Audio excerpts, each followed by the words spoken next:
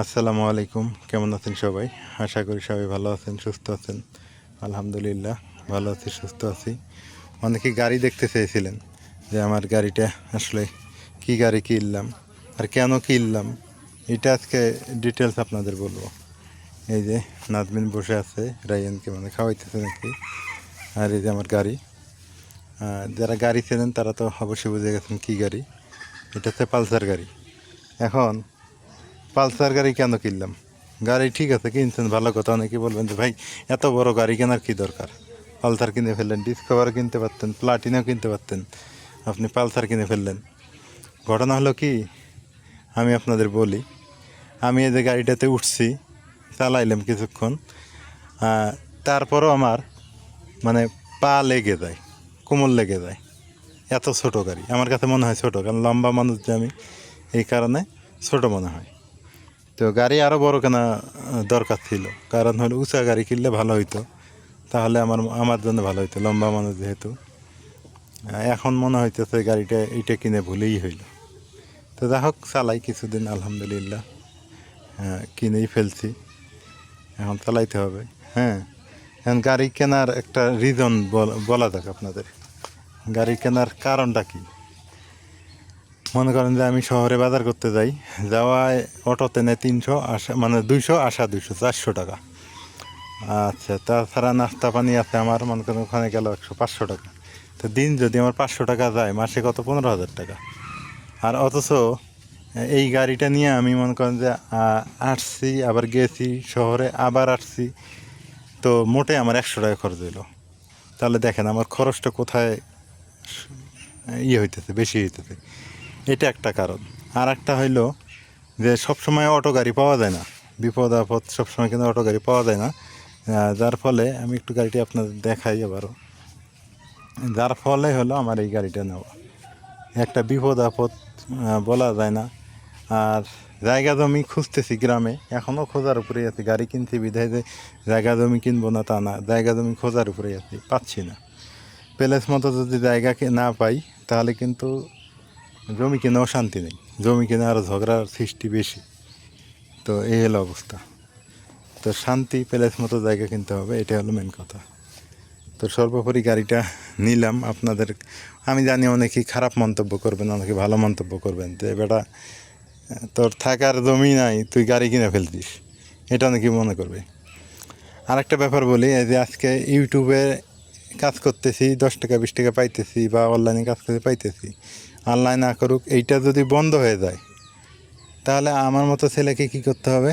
আমার মতো ছেলের যেটা করার দরকার, তখন চাকরি করতে হবে। আর চাকরি করলে ভাই ড্রাইভিং লাইসেন্স লাগবে, গাড়ি চালান লাগবে, এইটা কিন্তু বিশাল একটা অভিজ্ঞতা তখন দরকার হবে। যারা মেয়ে মানুষ তারা হয়তো বুঝবেন না ব্যাপারটা। ছেলে মানুষের বর্তমান ড্রাইভিং লাইসেন্স ছাড়া বা গাড়ি চালানো ছাড়া কোথাও চাকরি নেই। তাই ইউটিউব, ফেসবুক বা ইন্টারনেট যেগুলোতে 12 বছর ইনকাম থাকবে, তার কোনো গ্যারান্টি নেই। অনেক কিছু চিন্তা ভাবনা করে, মাথায় চিন্তা নিয়েই কিন্তু গাড়িটা কিনছি।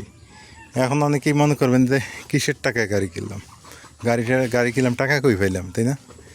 হ্যাঁ, আজকে সত্যি কথাই বলি, সত্যি তো সবসময় বলি, আজকে তারপর আবারও বলার দরকার বলি। আমার ইউটিউবের টাকা কিছু কিছু কিছু কিছু কিছু করে জমা করছিলাম আমি, সেই জমানো টাকা দিয়ে এই গাড়িটা কেনা। সত্যি কথা, প্রতিবারই পেমেন্ট পাইছি, কম পাই বেশি পাই, হ্যাঁ, কিছু কিছু করে জমা রাখছিলাম, সেই জমানো টাকা দিয়ে এই গাড়িটা নিলাম। আবার মাঝে মধ্যে নিজেকে সারপ্রাইজ দিতে হয়। মাঝে মধ্যে নিজেকে সারপ্রাইজ বলতে কীরকম, আমার তেমন একটা শখ নাই, আমি কিন্তু শখ করি না, এটা হয়তো অনেকে জানেন। মানুষে ভালো ক্যামেরা কেনে, ভালো আইফোন কেনে, এটা সেটা, আমার আবার এত কিছু শখ নেই। তো পরে ভাবলাম যে না, একটা কাজের জিনিসই নিই, অকাজের জিনিস নিয়ে লাভ নেই। এখন এত এত গাড়ি থাকতে পালসার গাড়ি কেন কিনলাম এটা বলি। পালসার গাড়ি যদি আমি 10 বছর চালানোর, 5 বছর চালানোর পরও বিক্রি করতে যাই, 10-20 হাজার টাকা লস হবে, বেশি হবে না। আমি কিন্তু টাকাটা পেয়েই গেলাম, টাকাটা থাকলো। আর অন্য অন্য গাড়ি যদি আমি কিনতে যাই, মানে যদি সেল করতে যাই, তখন কিন্তু এত দাম পাবো না। যেহেতু আমরা গাড়ি কিনছি, ঠিক আছে, গাড়ি সেল করা লাগতেও পারে, বলা যায় না ভবিষ্যতের কথা, কখন কি বিপদ আসে বলা যায় না। এই জন্যে পালসারটাই নিয়ে নিলাম, যে ভবিষ্যতে বিক্রি করলে যেন টাকাটা আমি পাই। তো এই হলো অবস্থা।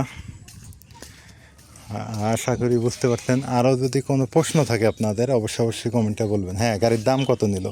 এটা হচ্ছে সিঙ্গেল ডিস্ক গাড়ি, সিঙ্গেল ডিস্ক নিছি কারণ ডবল ডিস্ক নেই, পিছনে কাদা ওঠে, চেন কাভার নাই, আর ডবল ডিস্ক গাড়ি আমার মন চাইলো না আর কি নেওয়ার জন্য। আমি তো মানে জোরে চালাবো না, অত আস্তেই চালাবো, চিন্তা ভাবনা ওইটাই, এই জন্য এটাই নিছি। তো এটাতে মনে করেন আমার খরচ গেল 2,08,000 টাকা নিছে শোরুমে। আবার গাড়ি কাগজ আছে, তারপর আনুষঙ্গিক অনেক জিনিস লাগাইছি। তারপরে হচ্ছে ড্রাইভিং লাইসেন্স করতে হবে, আমার ড্রাইভিং লাইসেন্স নাই, আমাকে একটু আরও কয়েকদিন চালানোর পরে ড্রাইভিং লাইসেন্স করে ফেলবো ইনশাল্লাহ। আর লং ড্রাইভ যাওয়ার চিন্তা খুবই কম আছে। লং ড্রাইভ এই গাড়ি নিয়ে গেলে আমি লম্বা মানুষ, আমার কোমর কুলাবে না, এদের সত্যি কথা। কারণ হয়তো বা এক সময় ঠিক হয়ে যাবে প্র্যাকটিস করতে করতে, কারণ আমি প্রায় 9-10 বছর পর গাড়ি হাতে নিলাম, এই জন্য একটু স্লোই চালাইতেছি। এই হলো অবস্থা। তো আশা করি বুঝতে পারছেন আপনারা। তো এই হলো অবস্থা। এতক্ষণ তো বললাম গাড়ির ডিটেলস, কেন কিনলাম এই গাড়ি, আর কেন গাড়ি আমার দরকার, গাড়ি তারপরে গাড়ির দাম কত নিল, সমস্ত কিছু আপনাদের বলে দিলাম। তো আশা করি আপনারা বুঝে গেছেন। দেখেন গাড়িটা কত শর্ট আমার। এই গাড়ি আসলেই আমি বড় গাড়ি নিতে চাইছিলাম, কিন্তু টাকার সংকটের কারণে আমি নিতে পারিনি। এটা অল্প অল্প সঞ্চয় করে ইউটিউবের টাকার এই গাড়ি, এটা মিথ্যা না, ইউটিউবের টাকার গাড়ি। আপনাদের ভালোবাসার ইয়েটা, হ্যাঁ, আপনারা ভালোবাসা দিয়েছেন বিদায় আজকে এত দূর আসতে পারছি। এভাবে ভালোবাসা দিবেন, পাশে থাকবেন। আর ইউটিউবের কিছু কিছু টাকা জমা করে করে করে করে এই গাড়িটা কেনা হয়েছে। প্রায় 3-4 বছরের ধৈর্যের ফল এইটা। এই হলো অবস্থা। আপনারা অবশ্যই বুঝে গেছেন। আপনারা চেষ্টা করেন ইউটিউবে কাজ যদি কেউ করতে চান করতে পারেন, কিন্তু অনেক ঝামেলা আছে, অনেক পরিশ্রম করতে হয়, অনেক কষ্ট, হ্যাঁ, তারপর করতে হয়। আমরা ছেলে মানুষ তো, এখন কী করি, করতে হবে তো। এই হলো অবস্থা। তো দেখেন এই যে পা নামাই দিতে আমি কিন্তু এই যে পা নামাই দিতে, এই দেখেন গাড়িটা ফুল আমার, এই যে হাত ছেড়ে দিতে। অনেকেই আবার গাড়ি লাগ পায় না, কিন্তু এই গাড়িটা আমার কাছে মনে হয় ছোটো হয়ে গেছে। আর একটু যদি এরকম উঁচু হইতো, মানে এই যে এইরকম উঁচা গাড়িগুলো এইরকম, তাহলে আর একটু মনে হয় ভালো হইতো। তো যাই হোক, চালাই এটা কিছুদিন, চালানোর পর দেখা যায়।